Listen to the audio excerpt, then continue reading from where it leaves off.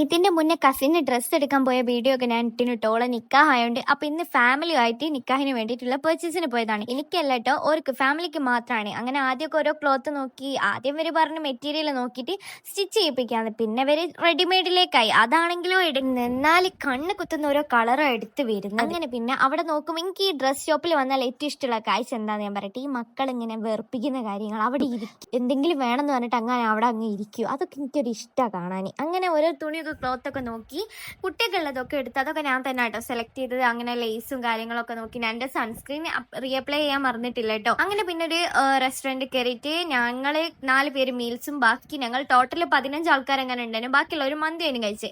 അങ്ങനെ അടിപൊളി മീൽസ് ആയിരുന്നു കേട്ടോ. പിന്നെ മന്തി അവിടെ നിൽക്കുമ്പോൾ എങ്ങനെയാണ്, അങ്ങനെ അതും കൂടി അങ്ങ് കഴിച്ച്. അങ്ങനെ പ്രോൺസ് ഫ്രൈ ഒക്കെ ഉണ്ടായിരുന്നു കേട്ടോ മീൽസിന്റെ കൂടെ. അതെല്ലാം കൂടി കഴിച്ച് പിന്നെ ഒരു വലിയ സെവനപ്പൊക്കെ വാങ്ങി അങ്ങനെ ഭയങ്കരമായിട്ട് ആഡംബരമായിട്ട് അങ്ങ് കഴിച്ച്. അത് കഴിഞ്ഞപ്പം പിന്നെ ഫാമിലിയിലുള്ള കിട്ടാത്ത ഡ്രസ്സ് അവിടെ അടുത്തുള്ളൊരു ഡ്രസ് ഷോപ്പിൽ നിന്ന്, ആദ്യം പോയ ഷോപ്പിൽ നിന്ന് ചെറിയ കുട്ടിക്കുള്ളത് മാത്രമേ എടുത്തിട്ടുള്ളതിന് ബാക്കി ഇവര് ഈ ഫുഡ് കഴിക്കുന്ന സ്പോട്ടിന്റെ അടുത്തുള്ള ഷോപ്പിൽ നിന്ന് എടുത്ത്.